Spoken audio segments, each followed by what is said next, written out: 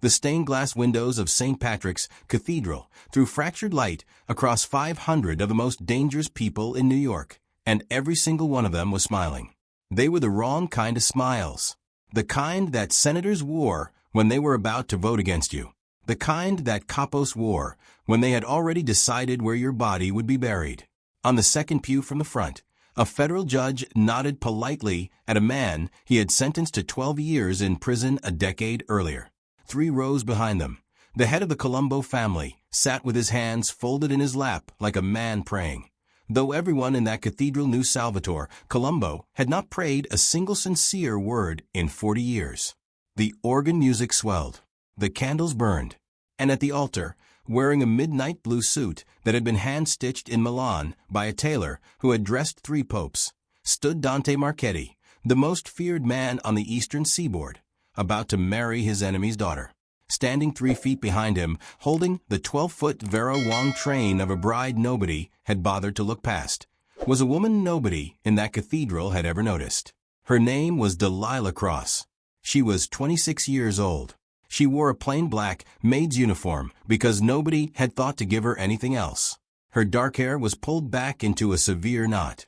Her hands, soft and full and steady, gripped the edge of the wedding train like it was the only thing keeping her tethered to the earth. She was plus-sized in a room designed for waifs, invisible in a room designed for spectacle. And she was the only person in that entire cathedral who knew that the beautiful bride at the altar was about to murder the groom. The priest opened the ancient book. His voice, thin and reedy, floated up into the vaulted ceiling. Dante Marchetti's dark eyes, cold as wet obsidian, stared straight ahead. Serafina Colombo, veiled and radiant in 12 pounds of imported silk, tilted her head toward him with a smile so perfect it could have been sculpted from ice. And behind them both, Delilah Cross felt her heart beating so hard against her ribs she was certain the man in the front pew could hear it. She thought of her mother in the hospice bed on East 68th Street, breathing shallowly through a plastic tube. She thought of the vial of powder she had watched Serafina tap into Dante's whiskey. She thought of a word Serafina had whispered in Sicilian into a burner phone at 3 in the morning. Not knowing the fat, Maid folding towels in the next room understood every syllable. And she took one small, silent step forward. Her lips brushed the shell of Dante Marchetti's ear. Her voice was barely a breath, quieter than the candle flames. She said 8 words, and those 8 words detonated inside the cathedral like a bomb only he could hear. "She's only marrying you for revenge, sir." Then, faster and lower, in perfect Sicilian Italian, so the bride behind the veil would understand she had been heard. The vial in the whiskey. The phone calls to Papa. "Tonight, in your bed." Dante Marchetti did not blink. He did not breathe. For 3 full seconds, the most feared man in New York sat frozen at his own altar, and the entire wedding hung by a thread thinner than a spider silk. If you love dark Mafia romance with a fierce plus-size heroine who refuses to stay invisible, do me one small favor before we go any further. Smash that like button, subscribe to the channel so you never miss a story, and tell me in the comments what city you are watching from tonight. I read every single one. Now let us rewind 6 months and see exactly how a quiet maid ended up whispering a death warning to the most dangerous man in New York. 6 months earlier, the Marchetti estate on Long Island was the kind of place people whispered about but never saw. 60 acres of manicured lawn behind 15-foot iron gates. A 22-bedroom stone mansion built by a railroad baron in 1897 and bought for cash by Dante's grandfather in 1962. Marble floors polished every morning at 5. Fresh cut flowers delivered every Tuesday from a shop in the flower district that had been laundering Marchetti money since the Kennedy administration. And 32 household staff members who moved through the corridors like shadows, invisible by design. Because in Dante Marchetti's world, the people who cleaned your bathroom were the same people who could sell your secrets to a rival family for the right price. That was why the maids were selected by the agency, background checked by Marchetti's own security team, and reminded, on their first day, that curiosity was a disease that ended in the East River. Delilah Cross had not been hired for her curiosity. She had been hired because she was quiet, because she was polite, because she did not ask questions, and because her personnel file said she was a widowed shop clerk from Queens, with a dying mother and no living relatives besides. Every word of that file was carefully, deliberately incomplete. Delilah Cross had secrets of her own, and she was very, very good at keeping them.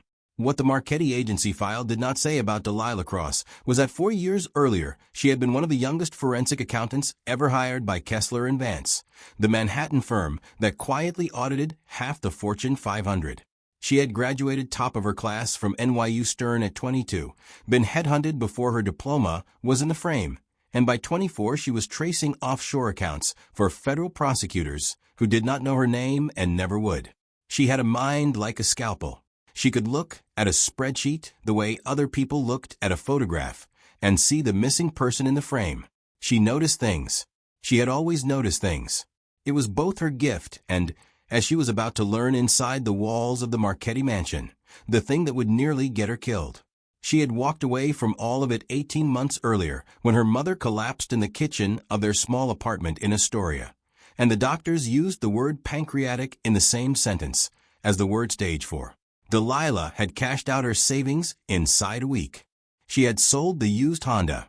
She had sold her grandmother's earrings. She had emptied her 401k and paid the tax penalty without blinking. And still the bills came in envelopes, so thick they no longer fit through the mail slot. When the placement agency called about a live-in position at a private estate on Long Island that paid triple the normal rate in cash and included full room and board, Delilah had not asked why the pay was so high. She had already guessed why. She had put on the plain black uniform, tied her hair back, lowered her eyes, and become exactly what the Marchetti family wanted her to be: a shadow, a ghost, a woman who wiped down banisters and did not ask questions. For the first 4 months, that was easy. Dante Marchetti walked past her in hallways without seeing her. His second-in-command, a broad-shouldered man named Marco Bellotti, snapped his fingers at her when he wanted more coffee and never once made eye contact. The guards at the front gate had stopped checking her ID after week 3. She was furniture. She was wallpaper. She refilled the espresso machine at 6 in the morning, polished the mahogany banister in the East Wing at 9, folded the linen napkins in the dining room at 11, and by midnight she was in the narrow servants' quarters on the 3rd floor, on the phone with the hospice nurse, listening to her mother breathe. It was a small, quiet, exhausting life. It would have stayed that way if Serafina Colombo had not arrived at the front gates of the estate on a Tuesday afternoon in late September, wearing white silk and diamonds, and smiling at Dante Marchetti like she adored him. Delilah was polishing the silver in the formal dining room when Serafina swept through for the first time. She heard the click of heels on marble, the low murmur of Dante's voice greeting his fiancée, the practiced laugh of a woman who had been raised to make powerful men feel powerful. Delilah did not look up. She had been trained not to look up. But then Serafina paused in the doorway of the dining room, and Delilah heard something that did not belong. A single, small, sharp exhale. Not annoyance. Not boredom. Hatred. The kind of exhale a person makes when they see, alone and unguarded, the face of the person they have spent years planning to destroy. Delilah lifted her eyes just slightly, just enough to see Serafina staring at Dante's back with an expression so raw and murderous that Delilah's own hand froze around the silver polish rag. Then Dante turned, and Serafina's face reassembled itself into a smile so radiant it could have lit the room, and Delilah lowered her eyes and kept polishing as if she had seen nothing at all. That was the first thing she noticed. It was not the last. Over the following weeks, Delilah began paying attention the way she had once paid attention to spreadsheets. She noticed that Serafina always poured Dante's nightly whiskey herself, waving off the household staff with a laugh about wanting to spoil her fiancé. She noticed that Serafina's fingers moved a little too quickly over the crystal decanter, and that a small silver ring on Serafina's right hand had a hinged compartment Delilah had only ever seen in museum cases. She noticed that Dante had started sleeping later in the mornings, that his eyes were tired in a way they had not been before, that twice she had found him gripping the banister on the stairs as if the floor beneath him had shifted. She noticed the burner phone sewn into the lining of designer handbags in Serafina's dressing room. She noticed the coded texts left open on a screen for half a second too long. She noticed conversations that stopped the instant a cleaning cart squeaked past the library door. The most damning moment came on a Thursday night in October at 3 in the morning, when Delilah was folding towels in the linen closet next to Serafina's suite because she could not sleep. Through the thin plaster wall, she heard Serafina laugh, low and cruel, and speak in Sicilian Italian into a burner phone. "He still thinks I love him, Papa. On the wedding night, when his guard is down, it will finally be finished. 20 years of Marchetti blood will end in that bed, and by morning the family will be ours." Delilah stood in the dark linen closet with a folded towel in her hands and felt her forensic mind assemble every piece into a single unbearable picture. The engagement was not a peace treaty. It was an execution, and the wedding was 3 weeks away.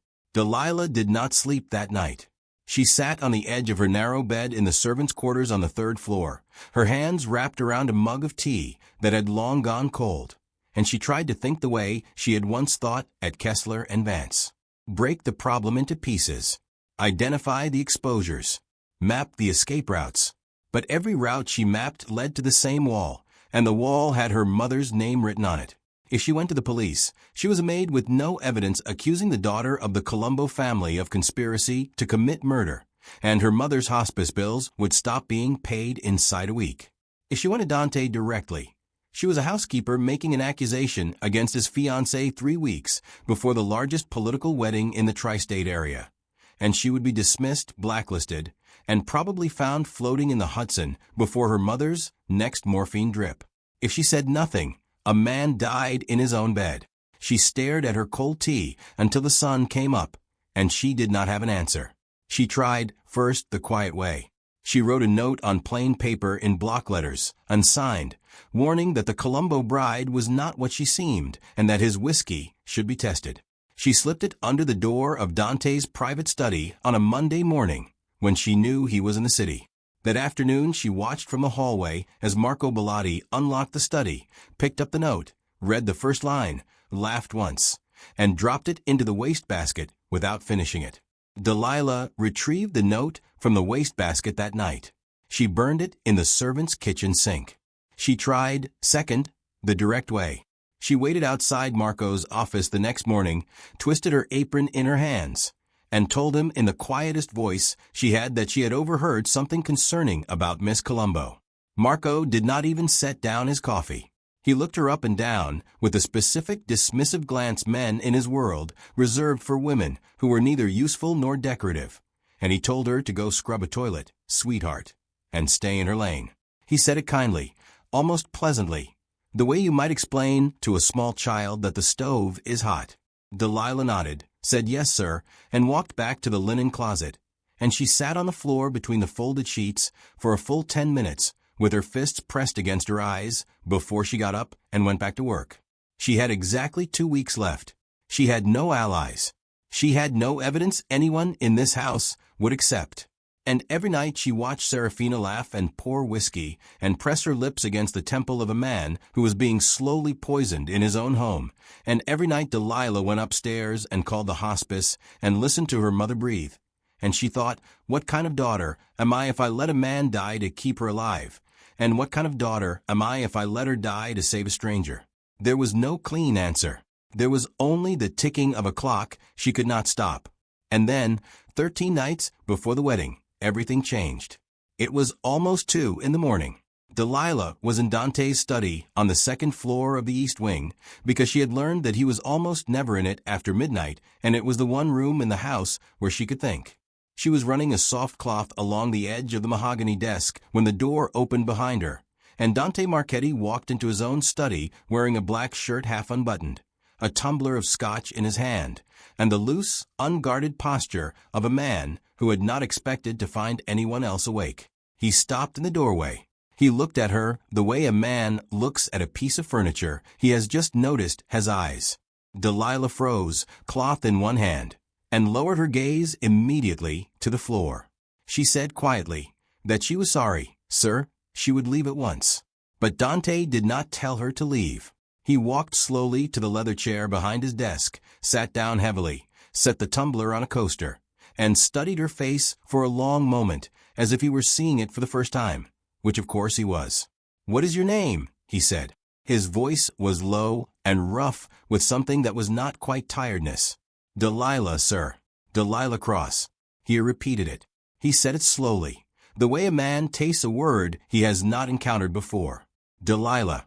Something flickered at the corner of his mouth that might have been a smile in a warmer man. He said quietly, like the woman who ruined Samson, and Delilah, without lifting her eyes, said back, or the woman he underestimated, "Sir." There was a silence in the study, then a silence that was not empty. Dante Marchetti set down his scotch. He gestured to the leather chair across from his desk. He said, "Sit for a moment, Delilah Cross, and tell me why a woman who answers back like that is polishing my furniture at 2 in the morning." She sat because she could not think of a reason not to. She told him, in the shortest sentences she could manage, about her mother, about the hospice, about the accounting career she had walked away from, about the placement agency, about the pay. She did not tell him she had watched Serafina slip powder into his whiskey. She did not tell him about the vial or the phone calls or the words spoken in Sicilian through a thin plaster wall. She sat across from a Mafia boss at 2 in the morning, and she told him only the parts of her life that would not get her killed. And he listened. He actually listened. For the first time in years, Dante Marchetti was looking at a woman who was not performing for him, and something in his face began to change in a way she was not sure he had noticed himself. Then he asked her, so casually it felt like a knife sliding between her ribs, "Do you think I should marry Serafina Colombo?" Her heart stopped. This was the moment. This was the only chance she was ever going to get. She opened her mouth. She drew the breath. She had the words assembled on her tongue, ready, whole, undeniable. And the study door opened, and Serafina Colombo glided into the room in a silk robe, wrapped her arms around Dante's neck from behind, kissed his temple, and looked over his shoulder directly into Delilah's eyes. Her smile was a warning. Her eyes said, in a language Delilah understood better than most, "Say one word, fat girl, and your mother in that hospice bed does not make it through the weekend." Delilah closed her mouth. She stood up. She said quietly, "Congratulations on your engagement, sir."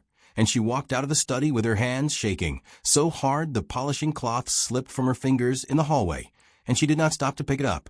The 2 weeks that followed were the longest of Delilah's life. She moved through the mansion in a kind of waking sleep, doing her work by muscle memory. Folding towels, she did not remember folding. Polishing silver, she did not remember touching. She lost 4 pounds she could not afford to lose. Dark half-moons settled beneath her eyes.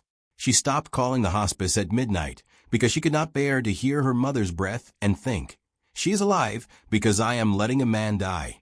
Twice she caught Dante watching her in hallways, his dark eyes lingering a beat too long, and each time she lowered her gaze and hurried past with a tray in her hands, because if he spoke to her again, she was not certain she could keep the truth behind her teeth. Serafina had begun watching her too. There were small cruelties, now calculated ones. A perfume bottle knocked from a vanity, so Delilah would have to kneel on broken glass to clean it. A tea tray sent back 3 times because the temperature was wrong. A whispered comment in the corridor about how the household really ought to consider hiring staff who could fit through the doorways. Delilah absorbed it all without a word. She was a woman counting down to a wedding day the way a condemned prisoner counts down to a sunrise. She was not supposed to attend the wedding. Household maids did not attend the boss's wedding. She was supposed to spend the day in the mansion helping the caterers set up for the reception. But 3 days before the ceremony, Serafina swept into the linen room where Delilah was folding pillowcases and announced, in a voice loud enough for the other staff to hear, that she wanted her favorite little helper at the cathedral to hold her train and tender gown between photographs. Serafina's manicured nails closed around Delilah's wrist as she said it, and the pressure of those nails was not affection. It was a leash. The message was unmistakable. "I am keeping you where I can see you. I am keeping you close enough to bury." Delilah bowed her head and said, "Yes, miss, thank you, miss." And Serafina smiled the way a cat smiles at a bird that has stopped struggling. The morning of the wedding arrived cold and blue and terribly bright. St. Patrick's Cathedral had been rented out entirely for the ceremony. The doors closed to the public. The perimeter walked by men in dark suits, with earpieces and shoulder holsters. Delilah rode to the cathedral in the third car of the bridal motorcade, sandwiched between two of Serafina's cousins, who did not speak to her once during the 40-minute drive into Manhattan. She wore her plain black maid's uniform because no one had thought to give her anything else, and she carried a small emergency kit of safety pins, thread, and stain remover in a pocket sewn into her apron. Her hands were steady. Her mind was not. She kept thinking of her mother in the hospice bed on East 68th Street, breathing shallowly through a plastic tube. And she kept thinking of Dante Marchetti standing at that altar in his midnight blue suit, drinking whatever glass of water Serafina would hand him at the reception. And she kept thinking, there is no version of today where I go home clean. There is only the question of whose blood I am willing to carry. Inside the cathedral, 500 of the most dangerous people in New York took their seats. The organ began. The candles burned. Delilah stood in the vestibule, holding the 12-foot Vera Wang train of a woman she had come to hate with a completeness she had not known herself capable of. Serafina turned to her one last time before the doors opened, cupped Delilah's cheek with one gloved hand, and murmured in Sicilian, not one word today, little cow, or your mother stops breathing before the reception cake is cut.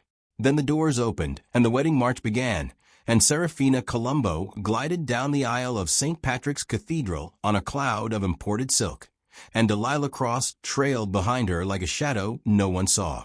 If your heart is pounding right now, do me one small favor. Hit that like button, subscribe to the channel if you have not yet, and tell me in the comments what city you are watching from tonight.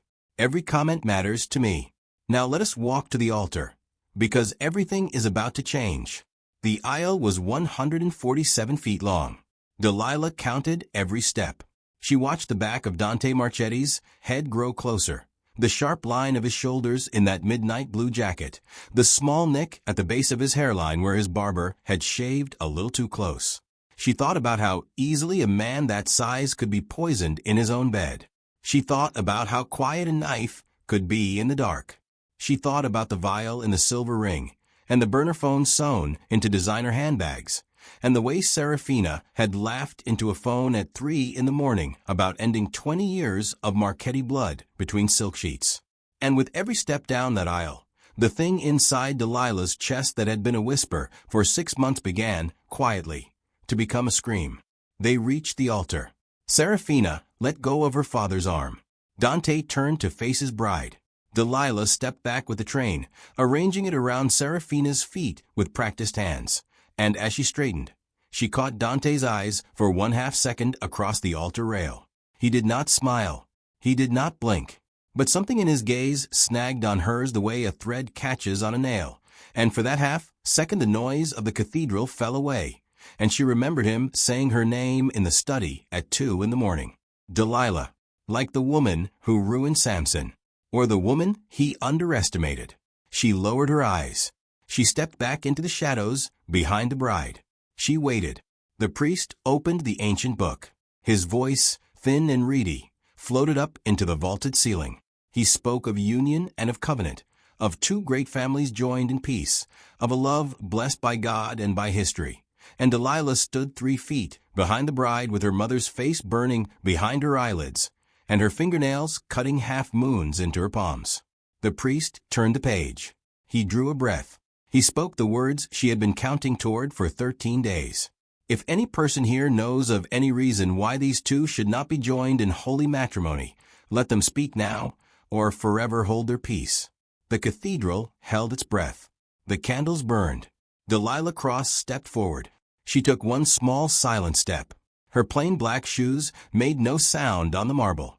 She was still holding the edge of the train because letting go would have drawn every eye in the cathedral, and she needed exactly 3 seconds of invisibility. She leaned up onto the balls of her feet, closer to Dante Marchetti than she had ever been in 6 months of service, and her lips brushed the shell of his ear. Her voice was quieter than the candle flames. She's only marrying you for revenge, sir. Then, faster, lower, in perfect Sicilian Italian, so the woman behind the veil would understand she had been heard. The vial in the whiskey. The phone calls to Papa. Tonight, in your bed. Delilah stepped back. She lowered her eyes. She arranged the train around Serafina's slippers with hands that did not tremble, because she had run out of room to tremble. And Dante Marchetti sat frozen at his own altar. For 3 full seconds, the most feared man on the eastern seaboard did not move. Then his dark eyes slid sideways to the trembling maid still holding his bride's train. Then to Serafina, whose porcelain smile had cracked into something ugly around the edges. Then back to Delilah. And in that moment, his face changed from stone to something far more terrifying. Clarity. He turned to the priest. His voice was calm, almost pleasant. "Father, there will be no wedding today." The cathedral erupted. Serafina shrieked. She whirled on Delilah, silk train tangling around her heels, and grabbed a fistful of Delilah's hair before anyone could stop her. She screamed that the maid was lying, that the fat little cow was obsessed with Dante, that she had made it all up out of jealous, desperate delusion. Her open palm cracked across Delilah's cheek, so hard Delilah tasted copper. Delilah did not raise her hands to defend herself. She did not need to. Dante Marchetti moved faster than anyone in that cathedral had ever seen him move. He caught Serafina's wrist mid-swing in a grip that made her gasp, and his voice, when it came, was arctic. "Touch her again, and you will not leave this building breathing." The Colombo capos reached for their weapons. The Marchetti capos reached for theirs. 500 of the most dangerous people in New York went absolutely still, and the cathedral hung one twitch away from a bloodbath on the front page of every newspaper in the country. Dante held up one hand. Everyone stopped. He turned to Marco Bellotti, the same man who had told Delilah to go scrub a toilet, "Sweetheart," and he said quietly, "Search her purse. Search her hotel suite. I want the silver ring. I want the burner phones. I want every text she has sent her father in the last 30 days on my desk within the hour." Marco moved. Serafina's face went the color of the wax dripping from the altar candles. Dante turned to Delilah. She was shaking now, finally, because the adrenaline had nowhere left to go. Blood on her lip, tears cutting tracks through the powder on her cheek.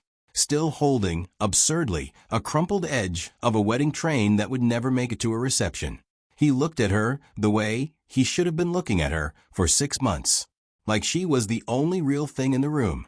He shrugged out of his midnight blue jacket, the one that had been hand-stitched in Milan, and he draped it gently around her shoulders. He leaned close enough that only she could hear. "You just saved my life, Delilah. Now let me save yours." 2 hours later, she was standing in the private hallway of the top oncology suite at Sloan Kettering. Her mother had already been moved. A specialist flown in from Zurich was reviewing the file. Every bill her mother would ever generate for the rest of her life had been quietly, permanently absorbed by an accountant on the Marchetti payroll. Delilah stood in that hallway in a plain black maid's uniform and a midnight blue jacket 6 sizes too big for her, and she cried for the first time in 6 months. Not from fear, from relief. Across the corridor, Dante Marchetti watched her, and something in his chest that had died the day his father was assassinated quietly, unexpectedly, began to beat again. Meanwhile, across town, Salvatore Colombo received a small padded envelope. Inside was his daughter's engagement ring, snapped clean in half, and a single handwritten note. "The war is back on. Marchetti." 2 weeks later, Delilah Cross was no longer wearing a maid's uniform. She was sitting at Dante's right hand in his private study on Long Island, in a tailored charcoal suit that fit the body she had spent 6 years apologizing for, and she was going through Colombo family financials with a red pen and a scalpel. In 14 days, she had traced $340 million in laundering operations, identified 3 federal informants embedded inside the Colombo organization, and mapped every offshore account Salvatore Colombo had believed was hidden. Marco Bellotti brought her espresso every morning now, and he called her ma'am, and he did not once meet her eyes without something like shame in his own. One evening in late November, Delilah looked up from her ledgers to find Dante standing over her, close enough that she could smell cedarwood and something darker underneath. He set a small velvet box on the desk. She opened it. Inside was not a ring. Inside was a hospice bill stamped in red, paid in full. Beneath it, the deed to a brownstone in the Upper East Side, in her name. Beneath that, a contract offering her the position of chief financial strategist of the Marchetti organization at $2 million a year. And, at the very bottom, a small folded note in his handwriting. Stay. Not as my maid. Not as my employee. As my equal. She looked up at him. Her voice was steady. Dante, I spent 6 months invisible in your house. Are you sure you want me visible now? He stepped closer. He took her face in his hands. The same face Serafina had slapped. The same face he had walked past 100 times without seeing. And he said quietly, Delilah, I have never seen anyone more clearly in my life. He kissed her like a man who had almost died at his own altar and finally understood what he had been saved for. 6 months later, the same cathedral, the same 500 guests. But this time the bride walking down the aisle was Delilah Cross in a gown built for her body, radiant and unapologetic, and every single person in that cathedral rose to their feet because they knew exactly who had saved the Marchetti Empire. At the altar, Dante waited. And when the priest asked the ancient question this time, no one whispered a warning, because the woman walking toward him was the warning. She was the truth. She was the queen he had almost missed. He had thought she was just the fat maid in the background. He never imagined she was the only person in his entire empire who would ever love him enough to save his life. Delilah Cross did not just stop a wedding. She started a dynasty. If Delilah's courage and Dante's dark devotion gave you chills tonight, do 3 quick things for me before you go. Smash that like button, subscribe to the channel so you never miss a story, and drop your city in the comments so I know where in the world you are listening from. Every single comment means the world to me. New Mafia romance uploaded every week, so I will see you in the next one, my loves.